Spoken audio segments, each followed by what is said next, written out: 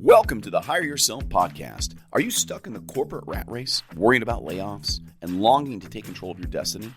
This is the place for frustrated executives like you who want to escape the grind, live life on your own terms, and build wealth.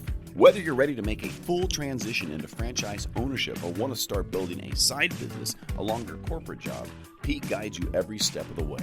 He'll talk about how to create career and income security, diversify your assets and income, and live life on your own terms. Your path to controlling your own destiny starts now.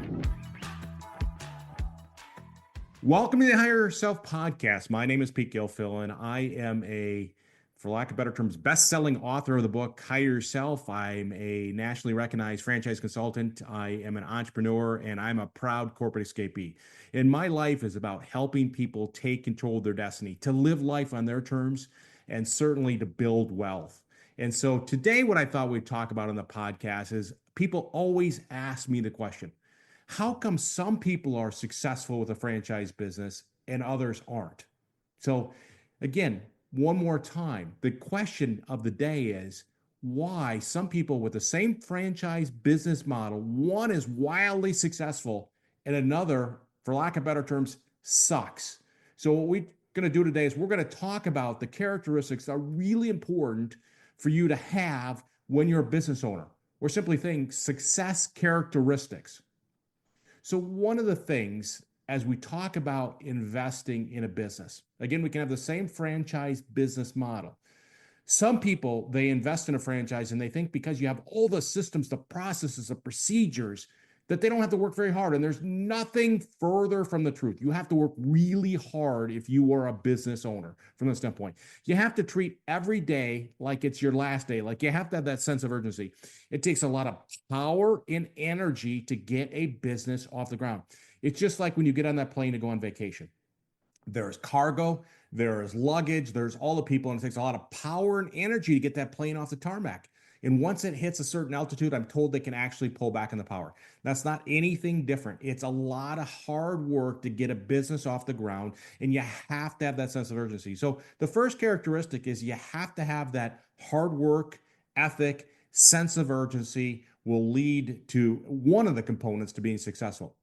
Another is that there are very smart people, accomplished people that invest in a franchise, and they think they know better than the system that they invested in. When we invest in a franchise, we're investing in a system. Somebody's already figured out the systems, the process, procedures, and our job as a franchisee is to follow the system. But not everybody follows the system they invested in.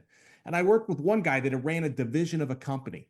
And he started out and he was terrible. He's rotten. He didn't do very well. And the franchisor called him and said, "What are you doing?" He goes, "Listen, I know business. I've run a division of the company." And they said, "Listen, we know you know business. Just follow the system."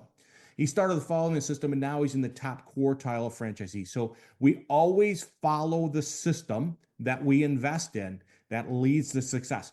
And that doesn't mean we can't make the business model or the system better. Like I have a buddy that has a salon suite franchise concept. And he essentially realized that people leasing these spaces, these artisans, these hairstylists, they were basically every night taking their towels home, washing them, drying them, folding them. And the idea was it's a real pain point. So not part of the business model, not part of the system. He went out and bought some towels, hired a towel masseuse to collect the towels every night, to wash them, to dry them, to fold them, and put them back in their suites. So we always follow the system, but we can make it better from the standpoint. Number three, unfortunately, we're in a world where it's very easy to blame other people for our problems. No question about it. We have things that come up. There is going to always be problems. There's always going to be something that we need to solve. And I think a little bit about the pandemic, right? No fault of anybody else's. Bottom line is we had this major event that impacted businesses.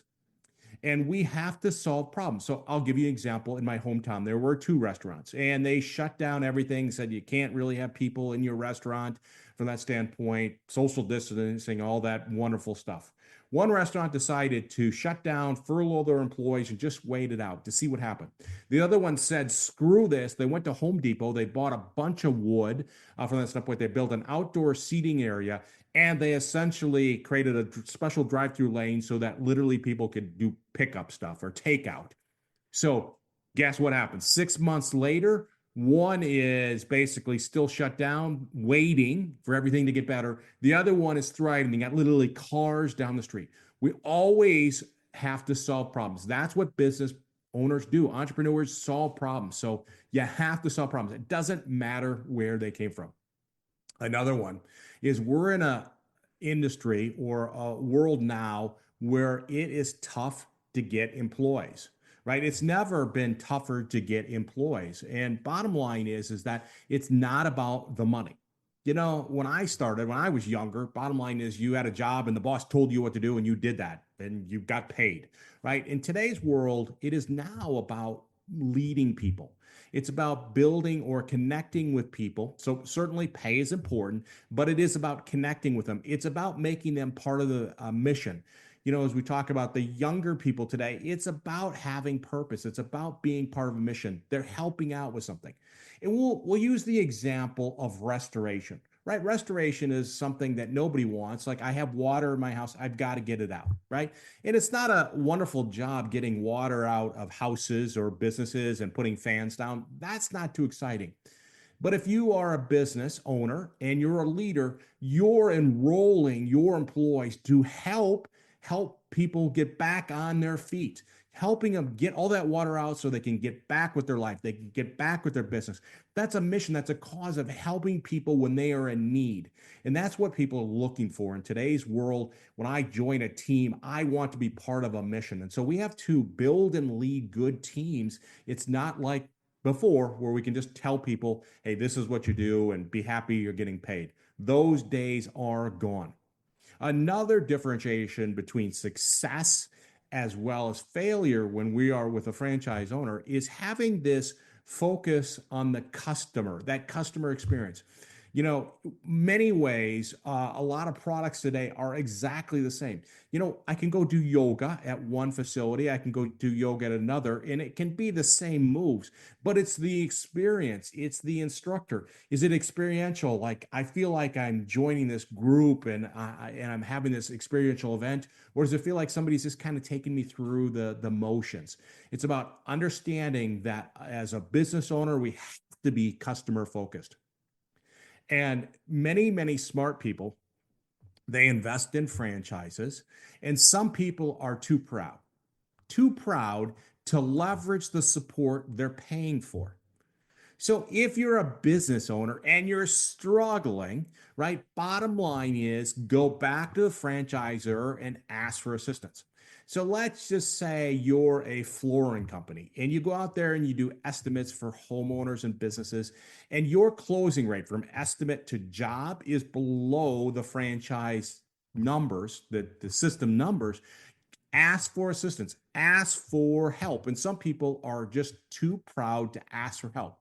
And when we are a franchise owner, not only do we get support from the franchisor, but we also get support from other franchisees. You've joined a network of franchisees that are doing the same thing, and they can be a support network. You can support your other franchise friends, and they can support you. So if you got an issue, you can call your buddy and say, listen, I'm struggling with this. What have you done around this? So we always want to leverage support. And again, the difference between being successful and not successful can come down to, are you willing to get help when you need it? And there's no pride in that. It's just, listen, get help. That is what successful people do, is they get help when they need it. And bottom line is, and I read this and it's, you know, it was about this idea that you have to have a plan. If you don't have a plan, you don't know where you're going. And it was this general, they were about ready to do a battle. And this reporter is asking him, what do you think of the business plan? He says, or excuse me, what do you think of the plan, the battle plan? And he goes, I think we got a really good battle plan. And the reporter says, well, how do you think he'll do? And he goes, well, the battle plan, the minute the battle starts, it's worthless, right? The power of the battle plan was putting it together. That's not any different with a business plan for a business. We must put together a business plan. And yes, it's not going to go the way you thought it's going to go, but the beauty of it, the strength of it is putting together the plan, the lessons learned in putting together that business plan. That is the power of it. So the differentiation here is that a successful business owner puts together a business plan. They understand it's not going to go as expected, but they learn from that process Others just don't put together a business plan. They just take off and they don't know where they're going. And speaking of knowing, there's another important factor between a successful franchisee and an unsuccessful one, and that is knowing the numbers. When we talk about knowing our KPIs, knowing our numbers are the language of business, and we must know the numbers. And if you don't know numbers, hire somebody to help you. But we always need to know where our numbers are. One guy I was talking to was struggling. He was struggling and he was low on cash. And I said, well, you are running a daily cash report, so you're tracking your cash because that's your most vital resource that you have right now. And he wasn't. And I said, listen, you need to, if you can't do it, you need to hire somebody to help you understand all your KPIs and, more importantly, manage those KPIs.